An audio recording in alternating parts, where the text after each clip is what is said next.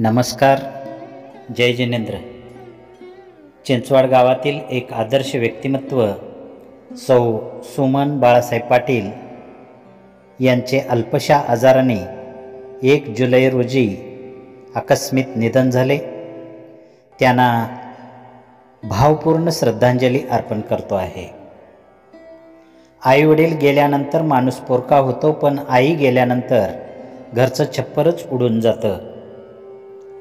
आदरणीय उपस्थित ग्रामस्थ, नातेवाईक, आप्तेष्ट, कुटुंबातील सर्व ज्येष्ठ युवक मित्रांनो, सौ सुमन बाळासाहेब पाटील या आपल्या सर्वांच्या परिचयाच्या प्रेमळ, साध्या, धार्मिक व्यक्तिमत्वाच्या आपण त्यांना अखेरचा निरोप देत आहोत.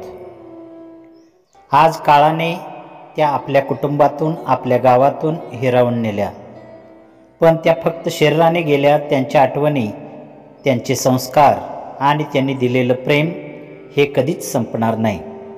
कोण म्हणतं आई जातं, तिचं शरीर हरवतं, पण तिची सावली, तिचं मायेचं छप्पर ते कायम राहतं. आई म्हणजे अंगणातलं आभाळ, ते दूर जातं पण कधीच विसरलं जात नाही.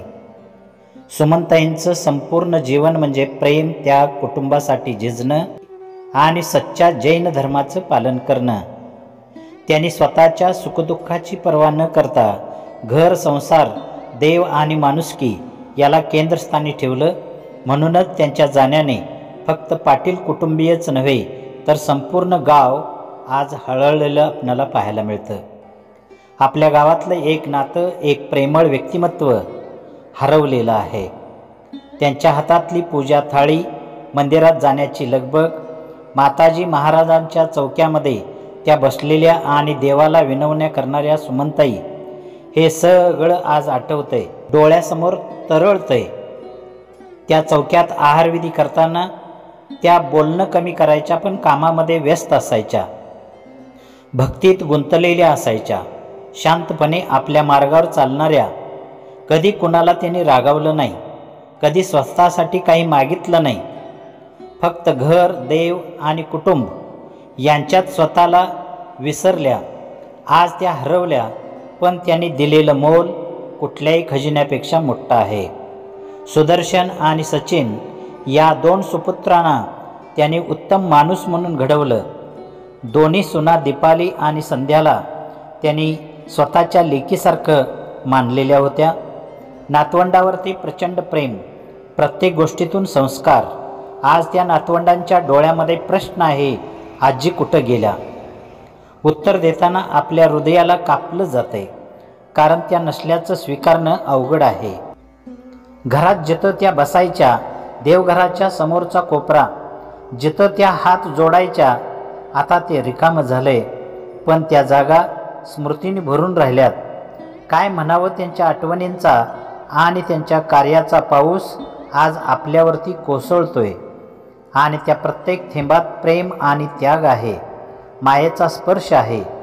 त्या इतक्या साध्या होत्या की मोठ्या थाटामाटाची अपेक्षा नव्हती, पण त्यांच्या मनातलं समाधान, श्रद्धा आणि जगण्यासाठीचा आशावाद फार मोठा होता. म्हणूनच त्यांनी दिलेले संस्कार, त्या मोलाचे शब्द, ते मार्गदर्शन, हे सगळं सुदर्शन, सचिन आणि त्याच्या कुटुंबाला आता आधार देत राहील. आज काळजावरती दगड ठेवून आपण त्यांच्या आत्म्याला शांती मिळो ही प्रार्थना करतो. तुम्ही गेलात, पण घरात तुमचा सुगंध आहे. तुमच्या आठवणीने हे अंगण दरवळतंय. तुमचं प्रेम, तुमचं हसणं तेवढंच शिल्लक आहे आणि तेच आम्हाला पुढं चालवायचं बळ देतंय.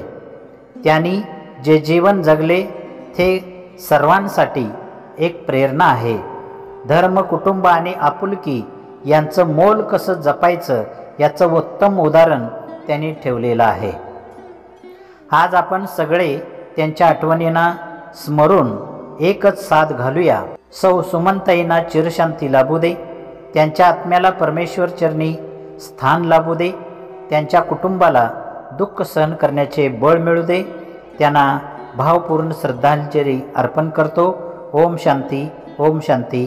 पुन्हा एकदा सुमन बाळासाहेब पाटील यांच्या पवित्र स्मृतीला भावपूर्ण श्रद्धांजली अर्पण करतो. राजकुमार चौगुले आणि परिवार, चिंचवाड. धन्यवाद.